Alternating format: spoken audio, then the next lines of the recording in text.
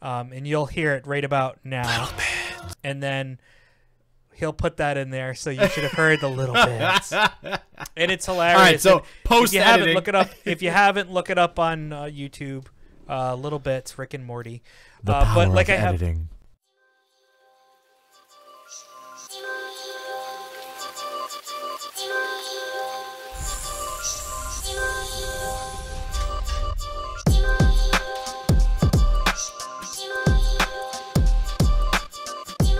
All right, welcome everyone to another edition of Game Wild. I think this is number 15, I think, right? Oh, yep, he just muted his phone, everybody. If you're on YouTube, he just showed that he muted his phone. So I am a pro he's good at this today. now. I'm a pro at this. He's a pro. I think it's 15. He's an absolute pro. I think it's 15, yeah. I think it is 15. So thank you everyone who has been on this journey with us to number 15. We are going to take some time to record more of a Xbox Series X versus PlayStation 5 recording this week, mainly because there just really hasn't been anything that's been catching our eye in regards to things to talk about, and there has been a lot of talk recently about basically how costs are now taking a huge effect into the manufacturing of these machines, Got that right. And for them to try and still keep a Christmas or holiday 2020 delivery for all these machines, especially since we're probably a month or two away from them announcing price points and when you can get it and when it's available for pre-order. I think that's going to be the biggest thing. With everything going on, I don't even know where I'm going to pre-order it from, quite frankly. God. I ordered Pokemon Shield from GameStop. It was supposed to come this past Thursday, and that was after already waiting 2 weeks for it. And now it got pushed to not this Monday, but the following Monday on the 27th. So, like, yeah, it sucks. It feels bad, man. And then you just have to go through the whole process of, like, where can you get it fast enough to pre-order it, guarantee a pre-order, especially with the world being the way it is. I don't think you're going to be at a store to pre-order this thing if you nope. If they announce it in the next month, which, like I said, they would have probably announced it during E3 in June, so I wouldn't be surprised if they still make the announcement then. It's just a matter of, are we going to be able to go to physical stores by June? All right, That sounds crazy, but all right, well, we're getting off track. Let's start before we get into that, because God, we're going to talk about that for a while. All right, so as always, we're going to start with the question of the week. So this week we have what is your favorite Nintendo game of all time? So again, if you are listening and you want to check out our YouTube channel, Game Wild, go for it and comment below the video, what your favorite game of all time is. Would love to hear everybody's opinion. But Joe, what you got? Yeah. Well, so before I answer the question, let me just say that we did have somebody who did let us know what their favorite controller was, which was last week's question. Mm-hmm. And Adam C. from Rhode Island, because, well, a lot of our listeners that talk to us are people we know, and Adam is one of the people we know, and he decided to answer that question. And he loved the DualShock 2 controller, which was the controller that came with the PlayStation 2. So, Adam C., that's a great man after my own heart. I love me some PlayStation controllers. And absolutely. The DualShock 2, I will say, it wasn't much different. It was a little bit slimmer, I think, than the DualShock 1, if I remember correctly. Yeah. But otherwise, it was pretty much the same. It was just a little bit smaller. So I would have to agree that's probably the best PlayStation controller so far. But very curious. And if you guys forgot, this is my favorite controller, the Xbox. Yeah, we know, Joe. We know Xbox. Controller. Yeah. As you can see, I have an Xbox Series X background today because we're going to be talking about that. Oh, God, it is so hard. It is so hard. I absolutely love Mega Mans. All the Mega Mans were so much fun. Yeah. That was probably, one of the bigger games that I played. I'm going to go with something a little off the beaten path, actually, just because it was such a fun game and it was so weird and not a lot of people liked it. Oh, I wouldn't say not a lot of people liked it, but I'm going to change my background and you'll be able to see it. So I could do YouTube backgrounds, but it was Friday the 13th. Oh, wow. Wait, is that for SNES, right? No, this isn't NES. This is a Nintendo NES game. Oh, wow. Now, granted, you said Nintendo games, so I figured it was a game that was played in Nintendo. So, no, just Nintendo and all. It's like just any Nintendo game. So this is the game right here. I don't know if it's being shown properly, but the background of it is you could be any counselor that was still alive on the map, and you could jump from that to place to place on the map, and you had to fight Jason and stuff like that. And I don't know. Honestly, yeah, I'm looking at it. Yeah, if you move your chair more to to your left, and you can see like you could walk around and go into cabins and stuff like that. That's for an NES game. It's pretty intuitive. I'm not gonna lie. You're actually walking through different screens, and it's hey, it loads the screens faster than all the systems load today. That's the best part. Yeah, pretty much. yeah. And you were fighting zombies and stuff like that, jumping over them, as you can see here. I'm hoping that it will get to a Jason part, so you can see Jason. The funny part too is in this section that you're looking at right now. He could just like rush through you and kill you. So you had to kind of get into places in hope that you could find stuff. This is such an old game. And then fighting Jason was quite the dramatic part of the game, which I thought was pretty fun because it was like a Mike Tyson's Punch-Out scenario where you're basically got Jason trying to stab you and you have to kind of move away from him. Ooh, actually, you like boxing. I'm surprised you didn't go with Punch-Out. Too. Punch-Out was great too. Honestly, Super Punch-Out was probably one of my favorites. But I just wanted to give a shout-out to a game that, I had a lot of fun with when I was younger, and probably a lot of people didn't even know existed, quite honestly, which would be Friday the 13th for the NES. And honorable mentions go to Super Punch-Out for SNES and any Mega Man series for sure. I didn't want to go with something that was obvious like that, so I wanted to go with something a little bit more unique. Oh God, now you have me worried that mine's gonna be obvious. God damn it. Well, yours is obvious. Oh, wow, thanks a lot, man. You trying to say I'm predictable? God. So actually, I'm gonna give you my favorite, and then I'm gonna give you a runner-up, which I think the runner-up is funny because I thought about it, I actually thought about this game after the fact, and I was like, wow, I can't believe I even thought that game would be one of my favorites. So my actual favorite is A Link to the Past on SNES. Ah, Zelda game. Okay. Yeah, Zelda Link to the Past. Right. That's just a classic. I have that for Super Nintendo on the original system, and I will still load that up every once in a while, if only to just see and hear the title screen. Like, just that alone, just the nostalgic feeling I get from that is amazing. Now, a runner-up, which I think is hysterical that I actually love this game that much. Okay. All right. Is Wii Sports. He loves Wii bowling. Bowling and golf and tennis were my shit. Oh my God. And that was great. It's such a stupid game, but it's like it's just fun. That's why the Wii sold so much, because it's just a simple thing that you can play with anybody. It's competitive enough to be competitive, but it's also not too competitive to where you want to like go kill yourself and bang your head against the wall because you can't get the game and you can't figure it out, right? Which is what made it so great, because your grandma could pick it up and still learn how to play and probably beat you every once in a while. Yeah. So, and I want to throw out one more kind of up there because I just thought about it, and you and I are both big RPG guys, so I think that what I found to be probably one of the best Nintendo RPGs of all time was Earthbound. Ooh. I absolutely loved Earthbound. That's old school, yeah. It's really old school, but the fact that, Earthbound was one of those games where it's your standard run-of-the-mill style RPG from the old school days, but man, I don't know what it was about Earthbound, but it was just so much fun. And didn't they technically kind of remake that game? Did they remake Earthbound?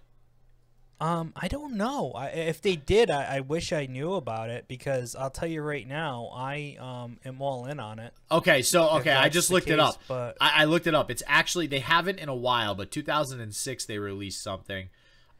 They renamed it Mother. Like Mother Earth. Oh, the O is an Earth. Yep.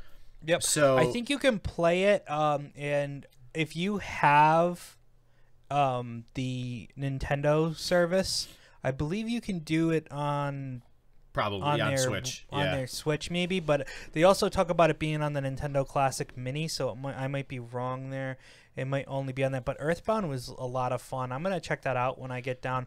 I've been playing so much Animal Crossing with my daughter lately, and I haven't been to your island yet, and we need to get that going because I've been to some other people's islands, and I've been helping people out.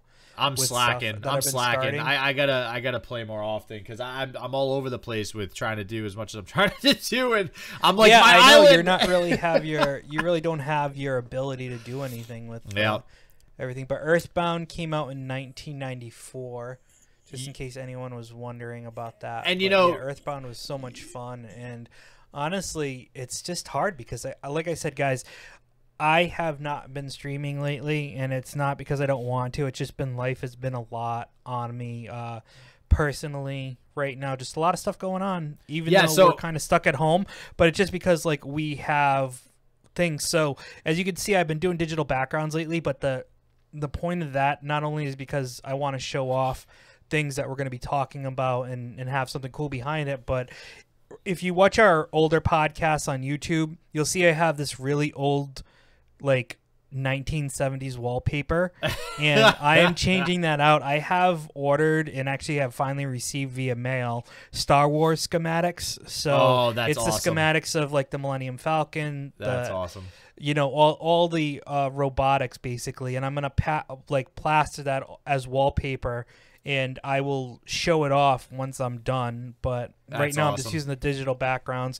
But it's been tough, and I haven't been streaming a lot, and I know you have been streaming a lot, and that's good, and you've also been working on your YouTube and well, and I will say too, to anybody listening, I mean, we feel your pain with gaming, man. I mean, as a gamer, one of the biggest problems, I mean, this is, first world problems, right? One of the biggest problems is just you can't ever actually play all the games you want to play.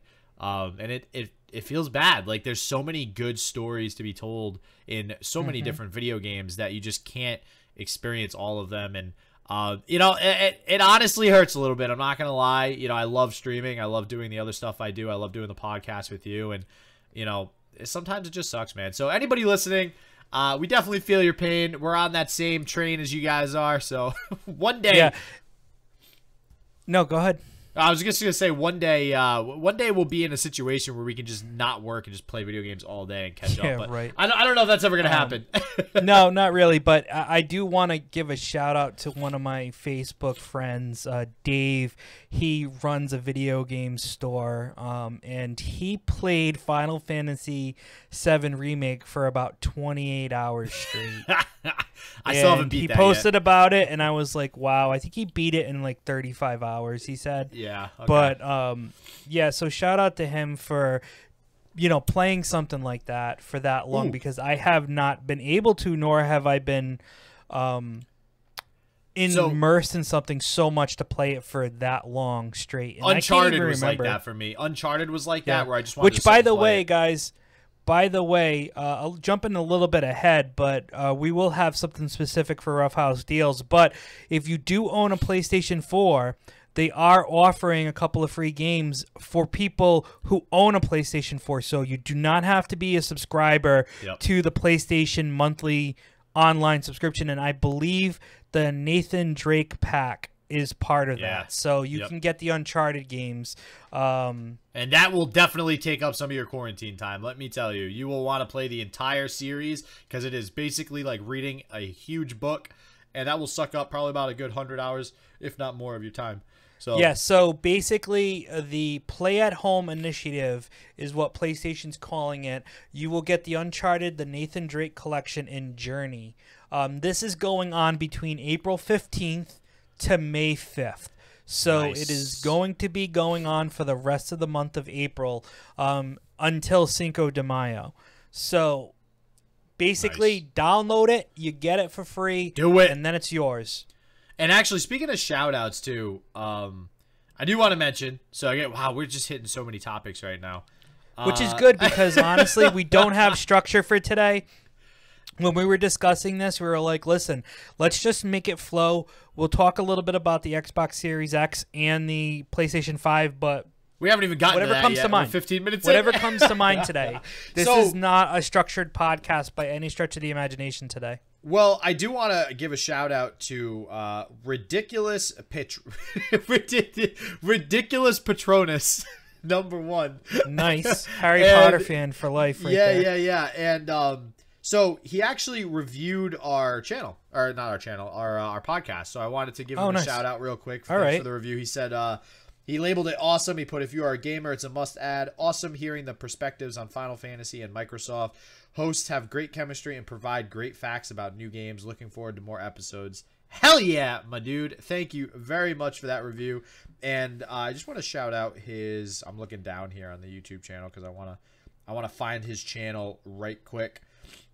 His channel is actually Fact or Fantasy, or not. I keep saying channel, man. Jeez, I'm so used to like Twitch and YouTube.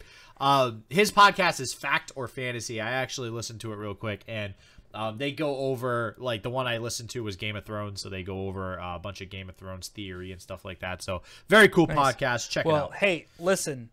We'll put his podcast in the notes there so you guys can find it quickly. Yep. If you are listening to us again, Patronus, let us know. We'll do a co-podcast. SJW and I are big fans of all different type of fantasy genres, including stuff like Game of Thrones, Westworld. Very disappointed in the last season though of Game of Thrones. Let's just throw that a lot of people are very controversial. But I'll tell you what, if you guys aren't watching Westworld because you fell off on season 2, I did. Season 2 is pretty tough, but season 3 brings it. Like I'm in. Like be back to Westworld if you haven't. I know this is a gaming podcast, but yeah, so if you ever want to do a podcast with us about anything fantasy related, we're geeks just like everyone else that listens to this. So we'll be more than happy to discuss that. Whoa, you're assuming everybody that listens is a geek. All right. Whoa. Listen, you have a little bit of peace in your heart. If you're listening to this podcast, you have a little bit of geekdom in your heart. Geekdom. You know what I mean? Even if it's not full-fledged 100%. Like putting Star Wars schematics as wallpaper in your room, stuff like that. It's just you gotta go. So, thank you so much. Those are very kind words. And speaking of that, we do appreciate any reviews and 5 stars that you can give us. And please follow our channels if you haven't already. Ruffhouse Plays on Twitch. I have a Facebook, which, to be honest with you guys, want to follow because I try to post deals on my Facebook page from other places. So, for example, you won't be able to get it if you're listening now, but if you were a Facebook follower of mine, you would be able to see that.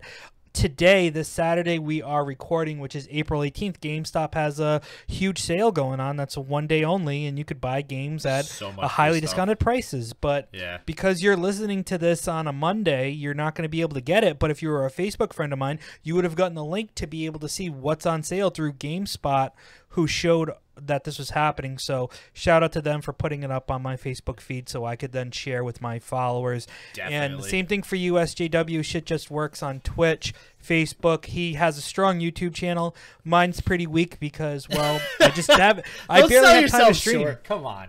Well, when I mean weak, I mean the fact that I haven't put up a lot of videos, and that's just because of time. Like I said, I'm a father, and you have Animal Crossing to play. Yeah, and we have Animal Crossing to play together, and we've been playing that a lot. What are the price of turnips right now for you guys? That's the question of the day. No, I'm just kidding. We're recording around 11:30 today, and so in about a half hour, Timmy and Tommy's Nook's Cranny is going to change their prices, and this is the last price that I can get for selling my. I got to sell my turnips today because I have been waiting for good prices. The turnip demand is strong. It is strong with this one. The turnip game is strong with this one, everyone. And if you don't know what we're talking about, it's because you're not playing Animal Crossing. And that's sad. And you need to get with it. Yeah, you need to be with the rest of the world right now. Right. And so, with all that being said, so are we gonna get into the Xbox and the PlayStation? No, let's just talk about something else. Forget about it. Let's just. So the sky is looking pretty nice. It looks blue. Well, dude, it is. It actually, snowed. It snowed. What the hell? I want to put up like, hey guys, what does April snow bring to May? Because I know that April showers usually bring May flowers, but April what do April snows bring to May? I don't know, man. Hopefully some May flow or something. Something good. Hopefully we need it in this world right now. So anyways, going to the whole situation of the Xbox Series X versus the PlayStation 5, we have been discussing the fact that there has been a lot of demand issues in regards to some of the components, which could change pricing a little bit. Now, if you've been an avid listener of our podcast, you know that I have been pushing a huge idea, which isn't like a revolutionary idea by any stretch of the imagination, and a lot of people have already been putting these predictions down, but that the standard price point for the Xbox and the PlayStation 5 are going to be around $500. Yep. And I've always been adamant about the fact that I believe Xbox is going to deliver different system types, and are going to price point accordingly, starting anywhere from $450 to $600. And I think they're going to have 3 to start with. One's going to be an all digital, which is going to be the 450 model, in my opinion. Then I think they're going to have a 500, which will have a disk drive, but will have a 1 terabyte hard drive. And then I believe they will have a third model, which will probably be a 2 terabyte hard drive with the disk drive as well. Something to that effect is my guess. Sounds like on the PlayStation side of things, we're just looking at the regular 1 type PlayStation 5, and discussion has been brought up on whether or not it's going to be closer to $550 to $600 for theirs, just because of demand of components. Well, so let me ask you this too: with Xbox, I get the whole 2 model version, but if they do the disc version, are they saying it's backwards compatible all the way to Xbox original? You know, I haven't heard whether or not there's going to be backwards compatibility on discs or not. That has not come to mind. The PS5, they said it's backwards compatible, right? That's confirmed. I believe so. Okay. And if that is, that's great, because if you follow my Facebook, once again, I did some cleaning and I took a picture of Mega Man Legends 2 for the PlayStation. Yeah, I have so many PlayStation games. So it's just it'd be fun to play that again instead of having to try to get it emulated or download it when I already own it. So here's my thing. Just to anybody listening, just to get you caught up to snuff here, I'm going to read a quick excerpt from Bloomberg Technology that I have up right now, and this is basically why the price might go up. This isn't specifically to the PS5, and just what's going on right now with the whole COVID thing. So according to Bloomberg, the company has told assembly partners it would make 5 to 6 million units, the company being Sony, of the PS5 in the fiscal year ending March 2021, according to other people involved in the machine's supply chain. When Sony released the PlayStation 4 in November of 2013, wow, that's been a long time. 7 years. Yeah, right. It sold 7.5 million units in the first 2 quarters. So I just want to back up for a second. They're going to make 5 to 6 million units in the fiscal year ending March 2021, which is essentially 1 to 2 quarters. Okay, because it's probably going to release in like November, December, so you're not getting a full second quarter there. And they sold 7.5 million units in the first full 2 quarters of the PlayStation 4. So that seems to be right about in line with their expectations for PS4. But then they go on to say the PS5's loftier price tag may also deter initial take-up. Game developers who've been creating titles for the new PlayStation anticipate its price to be in the region of $499 to $549, and Bloomberg Intelligence's Matthew Canterman points to increased component costs pushing up the price required for Sony to break even. Sony has struggled with its price-setting decision for the PS5 because of scarce components. And then it also goes on to say Sony's strategy, according to several people familiar with its plans, will be to rely on incumbent PlayStation 4 models as a bridge to get new users onto the PlayStation platform's network services, while PS5 remains in limited supply. So have you heard anything about, have you seen any articles about Xbox and their COVID plans, essentially?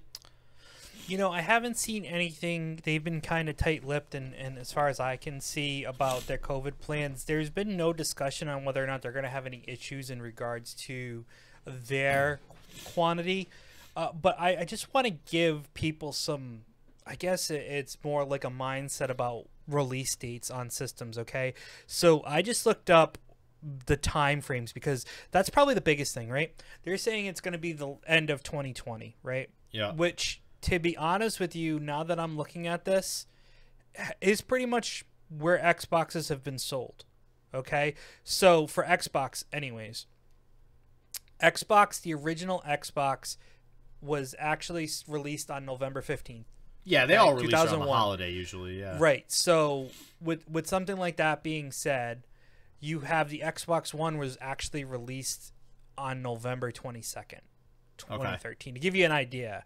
So the funny part about it is that if they're going to try to manufacture it and it's going to get pushed back, the only thing they could see to try to meet the 2020 deadline is to launch it in December, which would be crazy in my opinion, because people are already going to be going Christmas shopping. They're already going to be doing all their stuff for the holidays.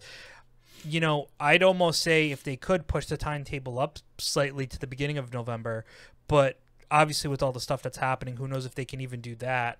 Once again, we don't know the manufacturing that well, so we don't even know how it's even going to happen. And to the flip side, let's talk about the PlayStation, for example. Funny enough, the original PlayStation was released in July of 2000. That's so rare. That's because that was so the PlayStation came out way before the Xbox did, and that was before by a year. I think it was by a year. Was it only a year? Was when it came out. 2001 was that was PS2. The original Xbox. Original Xbox was released on November 15, 2001. Yeah, PS2 was also released in 2001. PlayStation was released in 1994. Oh, I'm sorry. You're right. Why does it say that? I'm looking at a release concurrently with its successor, PlayStation 2. Yeah. I'm sorry. That was before. I was reading the redesign. I'm sorry. That was their redesign model. So PlayStation released before like Gaming Wars was a thing. Yeah, so it wasn't the holiday. So I was rereading the Wikipedia, and I'm like totally thrown off by what I saw there. So here's what I think. Redesigned PS1 was what it was called. So my bad there. Everybody. Oh, the redesigned PS1. Yeah. So I wonder. Yeah, that's what I was looking at. So PlayStation 3, November 11, 2006. No. Okay. Yep. Yeah. See. So again, around the holidays. So I wonder if Microsoft and PlayStation are actually, like, in my mind, if I'm running a business here, which obviously both Sony and Microsoft are doing, are they actually talking about potentially delaying these until the following holiday year? I don't think they're going to delay it that far. I just don't think it's possible. I think it would be a huge problem because they already have developers making games for these systems. Those developers need to eat. Right, and how do they eat if you're not going to be able to do it? If anything, it just pushes back a month or two, and we're looking at the beginning of 2021.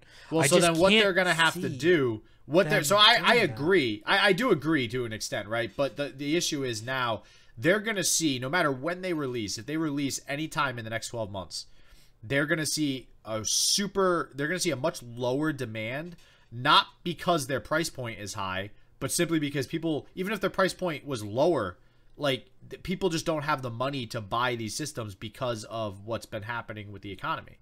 So, well, we won't know that if the economy is going to be back to normal by then. Who knows? You know, it's still going to take a while. No matter what, people still lost money from being unemployed. Oh, sure. So it's a matter of, it's possible, and it's 100% possible that could be the case. But I'm going to be honest with you.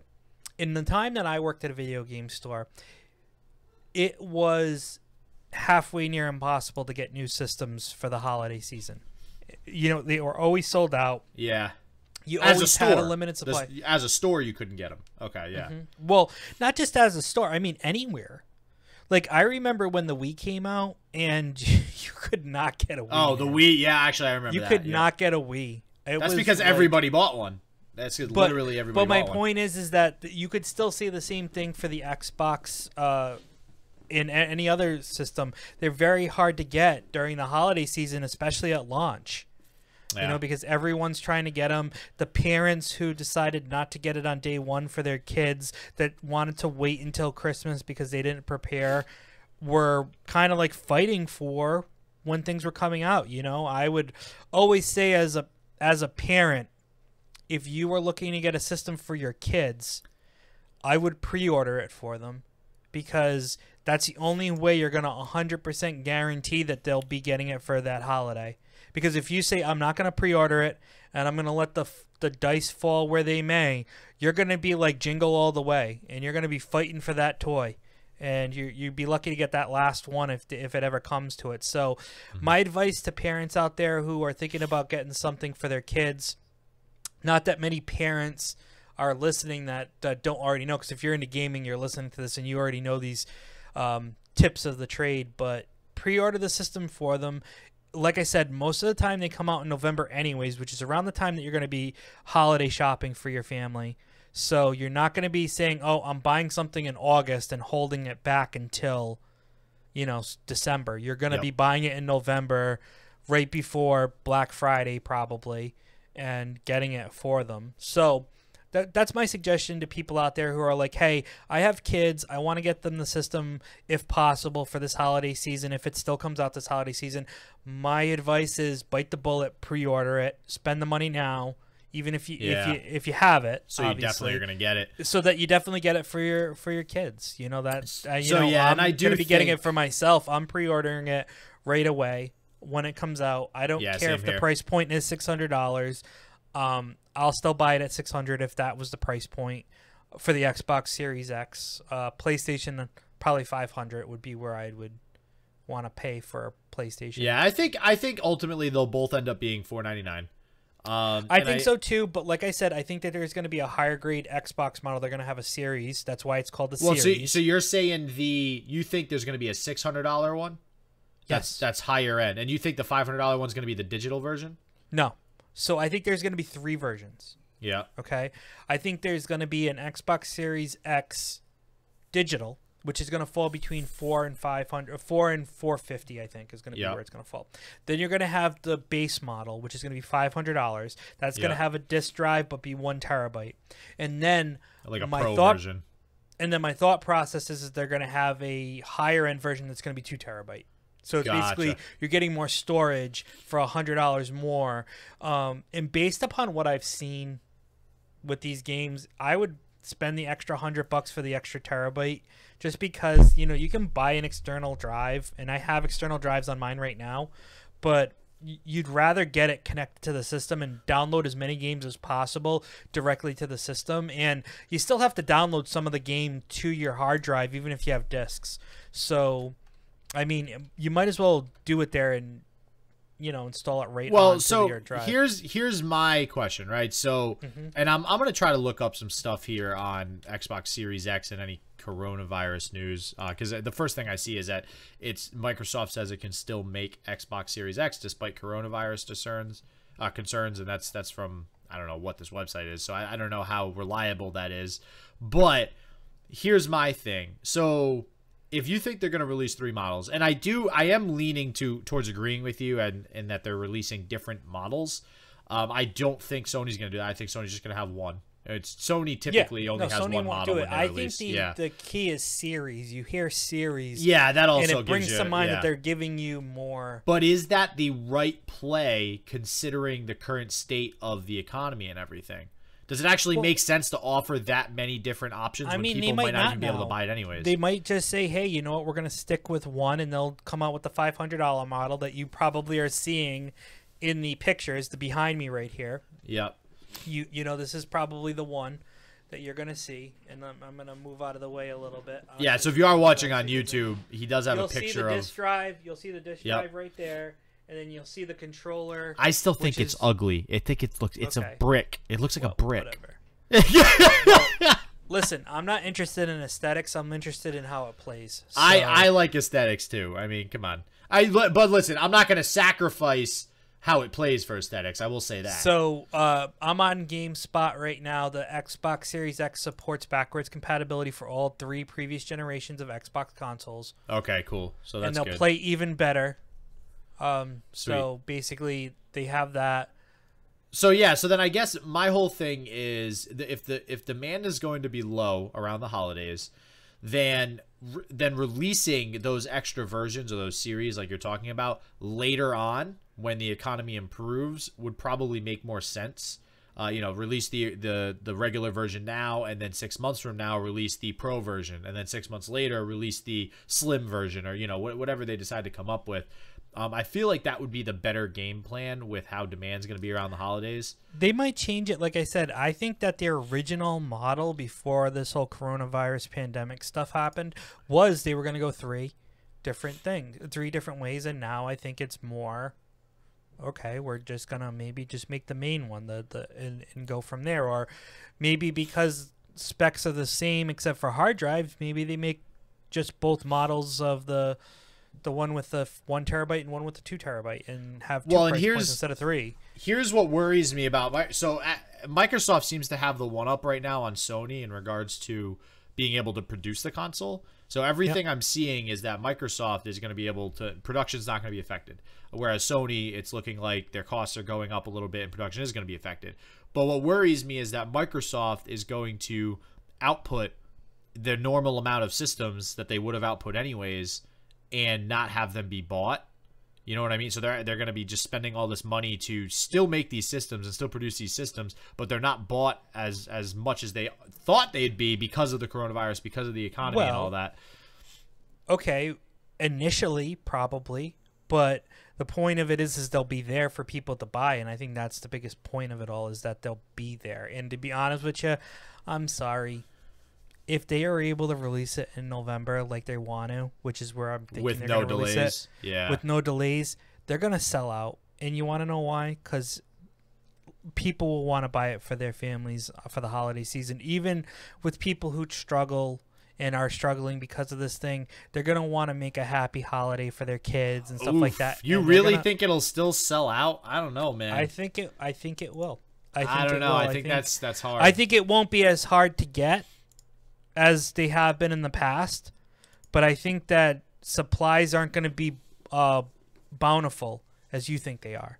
Maybe selling out is harsh, and maybe I'll be wrong on that, but I'm going to almost feel that by end of November, December, if it does launch, they'll be available for people to get without a fight. Well, like all I can say is I give credit to the guy, the business analyst or whoever, that can actually correctly predict the supply and demand situation come November and December for consoles, because it will not be easy. Yeah, you can't right now. You can only go by on your on trends that have happened in the past for consoles, and I can tell you what trends do we have that have happened in the last 30 years of the console wars? That like nothing. So there's nothing to go by. But so there really isn't. All I can say is that you just have to go by what people are looking to do, and that's to entertain themselves. And hey, you can't argue with that, man. That's what I was talking to my father the other day, and I told him, there's one thing. The best thing about this whole coronavirus thing right now is that it is bringing video games to the forefront of everything and basically showing people, okay, MLB gone, NFL gone, NBA gone. You know what's there? Esports. Esports is still there. Everybody's still playing esports. The NALCS is this weekend. I'm probably going to load it up and watch it. So it's bringing people to it's bringing a level of awareness to video games that I don't think was there. And this is, I mean, maybe for that reason, the demand is increased by this Christmas. I mean, that could be a determining factor too. Everybody now realizes, oh shit, I'm going to try to get a console now so that if this were to happen again, God forbid, I have a console and I have something to do. So yeah, that's an option too. So I'd be curious to see how that has an effect on that. Well, I mean, and to the point, the sports are down, but like the NFL draft is still going to happen this week, Thursday. Oh, they are still doing it, but they're not doing it. But they're doing it digitally. They're doing it remotely, and you're still going to be able to watch it on all the big channels that you would have watched it on if it was happening in Las Vegas like it was supposed to. And I'll be tuning in because my team has the 13th pick in the draft because they traded away one of their stars for it, so I can watch the first round and feel good about it until they trade down. But this isn't a sports podcast, anyways. But anyway, all right. So let's get to it. Roughhouse deals. So Joe, what do we got going on? Roughhouse deals.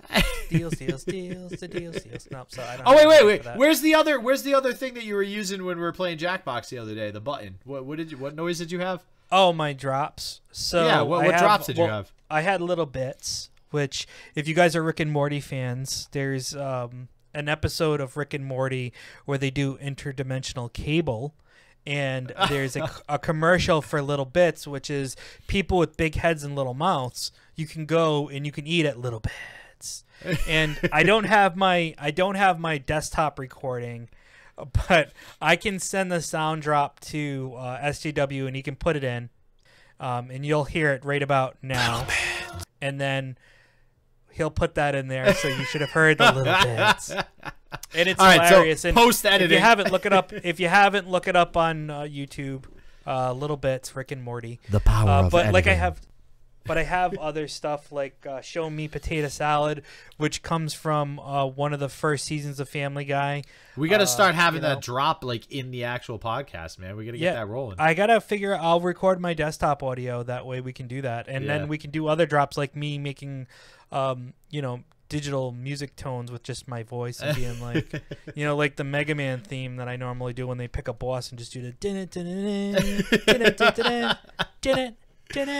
Oh, that's gonna and be if great. if we have some people out there that can edit the Mega Man thing, we could put that on there too, and we can just like throw the Ruffhouse Deals thing on there. So anyone who wants to contribute to the podcast by making cool animations and stuff, we always appreciate Toss them my way. As we don't get paid for this podcast, nor do we have anything like a Patreon or anything like that, because we want to give our stuff out to you guys because we just have a passion for it, and we're not interested in making money. If it happens at some point where we have sponsorships and things like that, so be it, because we do have bills to pay, but we try to give this stuff out I just to you love guys. bullshitting about video games, to be honest. Yeah, with you. exactly. Even in this time when we're stuck at home, I was like pumped to shovel because I'm like, oh, I can actually do something that's kind of active. Like, I mean, I've been doing other things. We're trying to create so many things in our backyard and all that stuff. But anyways, Ruffhouse Deals. Let's talk about it What today. you got? Let's hear it. So last week we discussed the whole, Jackbox Games thing, because if you haven't done it already, we did a work outing online, and we played Jackbox Party Game 6, which I purchased through that piece there that I told you about last week for $20. And considering, listen, I know everybody listening is probably like, wow, why would you play Jackbox with like work people, right? Like, I'm sure there's a lot of people that don't enjoy work people outings. Listen, you could hate the people you work with. This game was fun. Like, this was fun. Yeah, just interacting with everyone was fun, and we did it on Zoom, which I know is very controversial right now because of all the problems that I've been going through with Zoom and issues. But that's what we have, and we used it, and I got to tell you, it was a lot of fun. We were playing with backgrounds like I have here. Zoom does digital backgrounds, so one of the users was like had themselves upside down in space, so it was kind of funny. They were in the upside down world. Yeah, we were in the upside down like we're in Stranger Things. It was just a lot of fun, and we played about 3 to 4 rounds of Murder Trivia Party 2, and that was a lot of fun, and we're going to probably do it again and try some other games like Quiplash or Guespionage. But anyways, going back to that whole situation. There's a deal to be had. A deal, and you know what? This deal is actually pretty sweet. So I can't tell you when it's going to end because, unfortunately, Steam is not giving me... And I couldn't see it. I don't know if you saw anything about when the deal was going down, but when I looked at the Steam link, I couldn't find. Oh, that's a good question, actually. Oh, wrong one. I think it was going on. I think at least for the rest of the week. I want to say it was. Yeah, I was like on Steam's website and I just couldn't see anything. I'm gonna go into the Steam store right now and just search. Yeah, I think it was for the next week or so, but essentially it's you can get Jackbox for super cheap. But here's the thing: it's called the Quint Pack. What the heck does that even mean? The Quint? So, yeah, the Quint Pack, which means you get party packs 1 through 5. Oh, I see what they did there. There. Okay. And you get it for $55.43, which is 57% off the normal price. But that means you get the 5 packs. And I believe most of the party packs come with 5 games, which means you're getting, 5 times 5 is 25. So you're getting 25 games for $55. To give you an idea, I believe party packs 3 through 5 were around $20 each on discount. Oh, damn. So right there is $60. And I believe 1 and 2 were $15 or $12. So you're making some money. And you get all of the games: Fibbage, Drawful, Lie Swatter, Word Spud, Quiplash XL, Fibbage 2, Earwax, Be Idiots, or Be Idiots. Be Idiots? Wait, I don't think I've ever played that game. What is Bomb that? Corp, I don't know. I'm just looking at the names there. Trivia Murder Party 1, Gaspionage TKO, Faking It, Quiplash 2, Fibbage 3, Survive the Internet, Monster Seeking Monsters, Bracketeering, Civic Doodle, You Don't Know Jack, Full Steam, Split the Room, Madverse City, Zeeple Dome, and Patiently Stupid.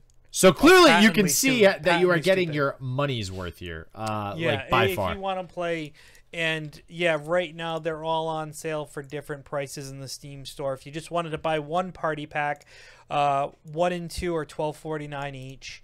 3 is $15, 4 is $15, and 5 is $17.99.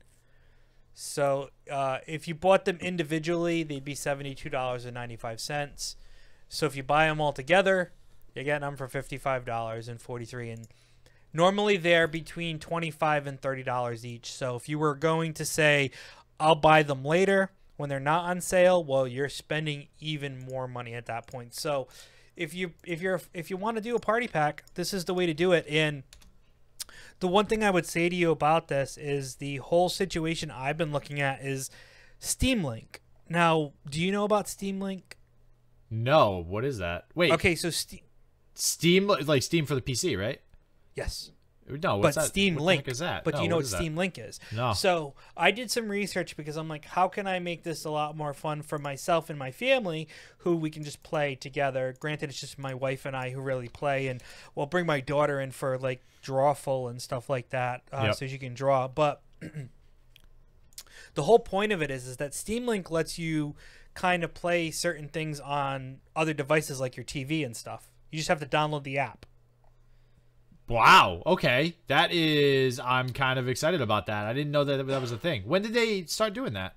So I don't know when. They actually have a box that you can connect up to your TV, a Steam Link box. Yeah. But as time has gone on, you can use this app, Steam Link, and you can look it up on your phone and stuff. The caveat is you just have to be online on the same network that your Steam account is logged into on a computer. And you just go online and you download the Steam Link app. So it's really one of those things where, let me see if I can show everybody here. I mean, honestly, if that's, I'm very happy they did that. I'm so happy that just gaming in general is starting to link everything together like that. You might not be able to see it because of the thing, but this is an iPhone. I can see it. It's yeah, tough it's to an see, app. but you'll see what the app looks like, and you can download it. And it's damn. The definition in regards to what it says in the Steam store is the Steam Link app brings desktop gaming to your iPhone or iPad. Just pair an MFI or Steam controller to your device. Connect to a computer running Steam on the same local network and start playing your existing games. I don't know how I haven't heard of that, to be honest with you. I mean, I'm always on a PC, so I never need to use shit like that. But wow, that is very cool that they have that. So perfect for Jackbox. My point about this is really, hey, if you're not going to Zoom with people or Google Meets or whatever to play with people around it, and you have a bigger family that's quarantined together, you can work with Steam Link and connect it up to one of your TVs, hopefully, if you have a Wi-Fi TV, and play it. I heard that I have a Samsung TV that's internet ready and you can play games on it. You can download the Steam Link to your Samsung TV and connect it through your TV, and now you're playing Jackbox on your TV with really only your TV remote. Because really, Jackbox is nice because you use your phones as really the controllers anyway, so you don't need a keyboard and mouse.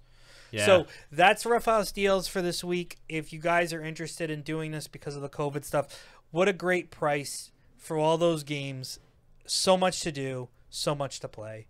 All for you. Oh my God, definitely. And like you mentioned before too with the Uncharted. I mean, between Uncharted and something like Jackbox, there's plenty of good times to be had to take up. Plenty of stuff to go around. And suck up all your time in this quarantine. So, all right. So we are on to what is coming out next week as far as games are concerned. So, what is coming out next week? So if you want to spend regular money and not discounts, here's what's coming out at full price for you guys this week. Well, hey, I mean there might actually be some discounts in some of these games. Who knows? So, I probably not, but you know, it's worth a shot. All right, so first up, we have Title Shock, which definitely looks like a different sort of game, an underwater arena shooter with a shocking twist set in a neon aquarium.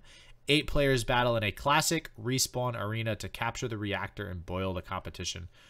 This seems... I mean, there's no reviews for it. It does come out for PC on April 20th. So when you guys hear this, it'll be coming out that day. So sorry to break it to you, but once again, we had talked about this in the past, especially last week, with the COVID stuff and where we're getting our call. May stuff. 4th. It's coming out May 4th now. I see that. May 4th. Yep. So it was coming out April 20th. Now it looks like it's delayed to May 4th. But yeah, I don't know. This one doesn't look incredibly good by any means. So approach with caution. Next up, Caution. PUBG Season 7 starts on April 21st. So that's a thing, if anybody was wondering. The Shattering on PC. Hey, man, you know, there's probably some PUBG players out there. I've played it. Oh, no, absolutely. And PUBG, I definitely like PUBG better than Fortnite. I never got into it myself. I watched some people stream it.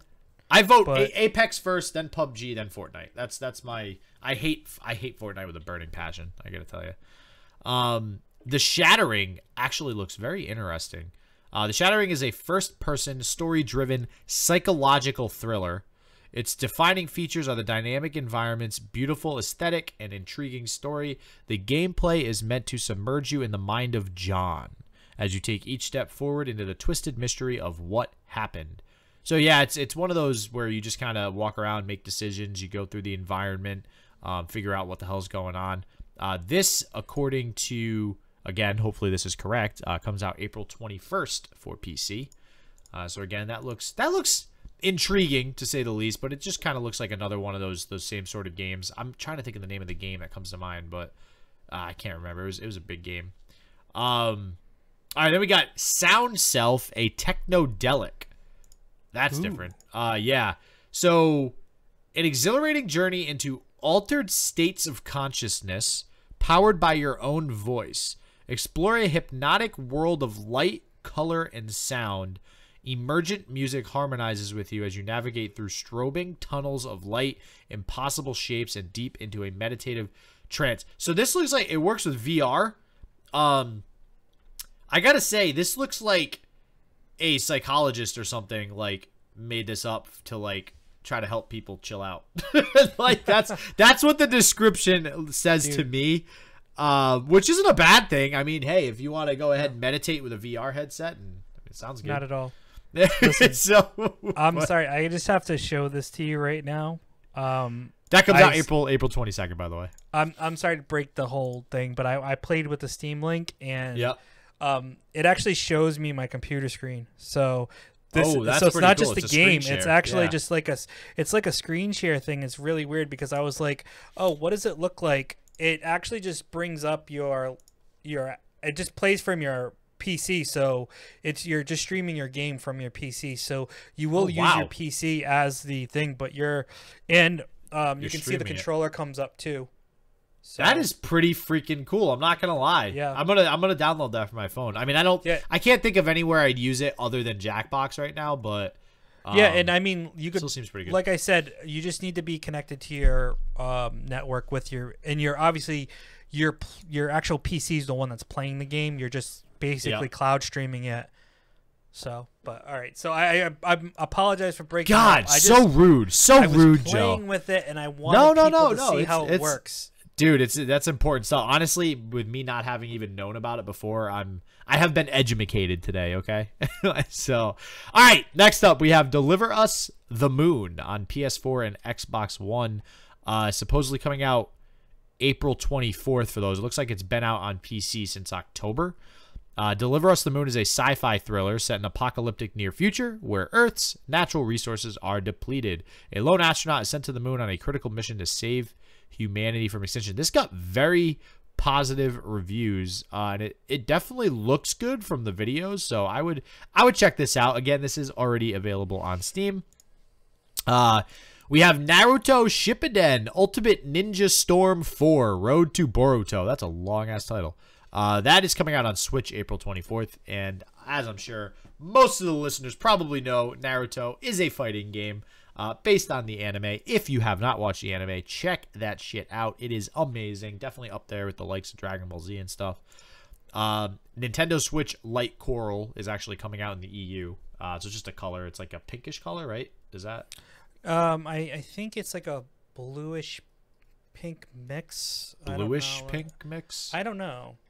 I think it's pink. Don't quote me, though. I'm pretty sure it's pink. Coral, I don't know. There's so many different color names. Jesus. And then we got Predator Hunting Grounds. Comes out. It's pink. It's pink? Sorry. All right, cool. Yeah. Knew it. Got it. All right. I thought it was going to be more the turquoise one. Sorry. I don't know, man. People with their colors, they name them. Like you got like baby or like I don't know those weird ass names like evergreen tree green. Like okay, like thanks for that. Sounds pretty redundant. Yeah, exactly. Predator Hunting Grounds. That comes out for PS4 on April 24th. And this. It's actually from the Predator website. It looks pretty cool. It's based on the movie, obviously. Hunt or Be Hunted. Predator Hunting Grounds is an immersive, asymmetrical shooter set in remote areas where the predator stalks the most challenging prey. Play as a member of an elite fire team and complete paramilitary operations before the predator finds you. Or play as the predator to hunt the most worthy prey, choosing from your vast array of deadly alien tech to collect your trophies one by one. What was that game we played that you could be the hunter or the hunted? So it's Dead by Daylight. You think it's gonna be like Dead by? No, what's that other one? Yeah, it looks like 4 by. It looks like a 4 versus 1. Almost. Oh, okay. What's that game we played though? That was like we played it for a little while and then it was just like terrible. Then it was what? I'm sorry. We played it for a little while and then we stopped because it was just bad. Like you would. Hunt Showdown. Hunt Showdown, yeah. It reminds me of that too, no? Well, no, because in this one you are hunting a monster. Well, in Hunt Showdown, you're hunting a monster against other bounty hunters, so the other bounty hunters can kill you. And that's right. It looks like bounty hunters. Yeah, in this case, it looks like you're just trying to escape the predator's grasp, and it has 3 different types of predators you can choose from: a scout class, a hunter class, and a berserker class. So it's got different loadouts, and then you have different classes of military guys that you can be. So you nailed it. This is Dead by Daylight with a different name. Yeah. So it sounds almost exactly like it. Okay, cool. To the look of it, and I don't see 4v1, but I'm assuming that's probably what it's going to be. It sounds like it from the description, yeah. Exactly. Because if you can either be the Predator or the SEAL team or whatever, then yeah. You're a fire team, so. Now, the last one on here, I am actually looking forward to because I love me some sprite type like RPGs. We have Trials of Mana coming out for PC, PS4, and Switch. So I might actually grab this on Switch because I have a Switch now. Real quick, it's Trials of Mana is an RPG, which I think it's an offshoot of a different Mana game because there's a lot of games with Mana. I'm trying to remember the exact name right now, but. When the world was shrouded in darkness, the goddess of Mana drew forth the sword of Mana to smite the 8 Benevodans. Wow, that's a Benevodans. I don't know what the hell that is. Monsters of destruction, apparently. She sealed the horrors inside the 8 Mana Stones, bringing the realm back from the brink. Weakened from rebuilding the world, the goddess changed herself into a tree and fell into a deep sleep for many years. However, the forces of evil soon sought to free the Benevodans to gain control of the world. They started a terrible war to further their plot and destabilize the kingdoms. Peace was at an end. Mana itself began to disappear from the world, and the Mana tree started to wither. Oh no! It is. It's got classes and stuff like that, so it looks like a pretty sick RPG as far as that's concerned. And it looks like it's more of an active battle system as opposed to like turn-based. So looks good. I might actually pick it up for Switch. Yeah, and it looks like it's a Square Enix title as well. So if you were concerned about playing a sprite-based game and whether or not it would be good, well, Square Enix. one of the companies that basically pioneered that type of stuff is right there playing it for you. So there you go. I think that's it, isn't it? That is all, folks. That is all. And I have some casting to do today and tomorrow, so I can recap that for you guys and how it went next week. So, and you know, it's funny. I do have to bring in one thing that I think is interesting SJW and I usually pregame this beforehand, kind of getting our thoughts together and what we're going to do. We went just about an hour today. And without planning anything? Without planning anything outside of saying, let's talk about the Xbox versus the PlayStation 5. That's really all it was. Dude, I told you when we first started this podcast on week 1, we were literally, I remember telling you two, like, dude, do we even have to put together anything? Like, we can literally just talk for like hours about bullshit. Like, we can. Yeah, exactly. So, hey, listen. Once again, I want to thank everyone for listening or watching on YouTube or wherever you're getting this content. Please make sure to subscribe, like, 5-star, whatever you can do on any of the platforms we're on. Once again, big ups to everyone who has given us the love, the reviews, things like that. Once again, you want to give a shout out at the end. We'll give another shout out at the end to the Patronus person and his podcast as well. Oh, yeah. Wait, hold on. I got to look up the full name again. Because you said it was ridiculous or ridiculous. ridiculous with a K. K-U-L-S. Or L-U-S. And it will be in the notes too, Patronus. guys. We'll put it in the notes so you guys can check out that podcast and see how that's all about. If you like fantasy stuff, check them out. And yeah, that's it for this week. And hopefully next week we'll have a lot more information about some of the stuff we discussed. And if not, we'll just talk about other things that have to do with gaming. So you never know. Anyways, that's us for this. I'm Ruffhouse Plays. You can find me on Twitch, Facebook, Twitter, Instagram. SJW, why don't you shout out where you're at? You can find me randomly trying to find time to play video games that I have no time for. So that's where I'll be at. But YouTube, all the good stuff, Twitch. I will be casting whenever I do cast, because obviously you guys won't hear this till Monday. But whenever I do cast, it's on my Twitch stream. It's / shit just works spelled SCH because, you know, filters. And check it out. We're gonna have a good time. It's always a good time watching some Legends of Runeterra is what I'm casting right now. So sounds good, guys. Well, once again, thank you all for listening or watching, and we'll catch you next week on another edition of Game Wild. Later, everybody. Later.